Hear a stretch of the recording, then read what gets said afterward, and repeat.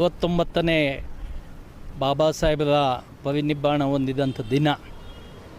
ಈ ದಿನ ನಮ್ಗೆ ಯಾಕೆ ಭಾರಿ ಮುಖ್ಯ ಅಂತ ಹೇಳಿದ್ರೆ, ಬಾಬಾ ಸಾಹೇಬರು ಏನಾದರೂ ಈ ದೇಶದಲ್ಲಿ ಹುಟ್ಟಲಿಲ್ಲ ಅಂದಿದ್ರೆ ಈ ದೇಶದಲ್ಲಿ ದಲಿತರು, ಹಿಂದುಳಿದವರು, ಅಲ್ಪಸಂಖ್ಯಾತರ ಗತಿ ಏನಾಗ್ತಾ ಇತ್ತು ಅಂತ ನಾವು ಹೇಳೋಕ್ಕಾಗ್ತದೆ. ಯಾಕೆಂದರೆ ನಾವು ಈ ದೇಶದಲ್ಲಿ ನಾಯಿ ನರಿಗಳಿಗಿಂತಲೂ ಕಡೆಯಾಗಿ ನಾವು ಬದುಕಬೇಕಾಗಿತ್ತು. ಬಾಬಾ ಸಾಹೇಬರು ಹುಟ್ಟಿದ್ದರಿಂದ, ಅವರು ಹುಟ್ಟಿ 2 ವರ್ಷ 11 ತಿಂಗಳು 18 ದಿವಸಗಳ ಕಾಲ ಸತತ ತಮ್ಮ ಆರೋಗ್ಯವನ್ನು ಲೆಕ್ಕಿಸದೆ ಈ ದೇಶಕ್ಕೆ ಸಂವಿಧಾನ ಬರೆದಿದ್ದರಿಂದ ನಮಗೆಲ್ಲ ಒಂದು ಹಕ್ಕು ಅನ್ನೋದು ಸಿಕ್ತು. ಆ ಹಕ್ಕು ಸಿಕ್ಕಿದ್ದರಿಂದಾಗಿ ನಾವೆಲ್ಲರೂ ಕೂಡ ಮನುಷ್ಯರಾಗಿದ್ದೇವೆ. ಇಲ್ಲಾಂದರೆ ನಾವು ಪ್ರಾಣಿ ಪಕ್ಷಿಗಳಿಗಿಂತಲೂ ಕಡೆಯಾಗಿ ನಾವು ಈ ದೇಶದಲ್ಲಿ ಬದುಕಬೇಕಾಯಿತು. ಇಂಥ ಸಂದರ್ಭದಲ್ಲಿ ನಾನು ಒಂದು ಸರ್ಕಾರಕ್ಕೆ ಮನವಿ ಮಾಡ್ಕೊಳ್ಳೋದೇನಪ್ಪ ಅಂದರೆ, ಕನಿಷ್ಠ ಇವತ್ತು ಸರ್ಕಾರ ನಮ್ಮೆಲ್ಲರ ದಲಿತರು, ಹಿಂದುಳಿದವರು, ಅಲ್ಪಸಂಖ್ಯಾತರ ಓಟಿಂದ ಇವತ್ತು ಸರ್ಕಾರ ಅಧಿಕಾರಕ್ಕೆ ಬಂತು. ಇವತ್ತು ದಲಿತರನ್ನ, ಹಿಂದುಳಿದವ್ರನ್ನ, ಅಲ್ಪಸಂಖ್ಯಾತರನ್ನ ಸಂಪೂರ್ಣವಾಗಿ ಸರ್ಕಾರ ಮರ್ತಿದೆ.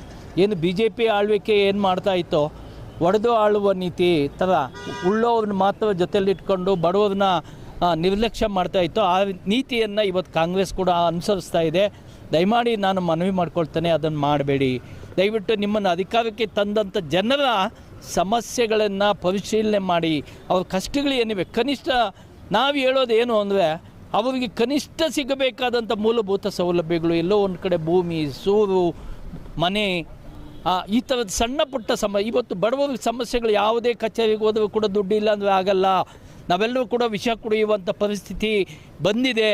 ಇದಕ್ಕೆ ನಾವು ಓಟಾಗಿ ಗೆಲ್ಲಿಸಿದ್ದು.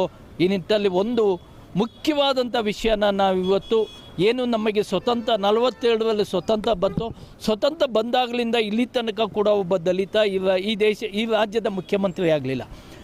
KC ರೆಡ್ಡಿಯಿಂದ ಹಿಡಿದು ಇಲ್ಲಿ ತನಕ, ಏನು ಯಡಿಯೂರಪ್ಪ ಆಯಿತು, ಇಂಥದ್ದು ಬಸವರಾಜ ಬೊಮ್ಮಾಯಿ ಆಯಿತು, ಇವತ್ತು ನಮ್ಮ ಸಿದ್ದರಾಮಣ್ಣವರು ಆಳ್ವಿಕೆ ಮಾಡ್ತಾ ಇದ್ದಾರೆ.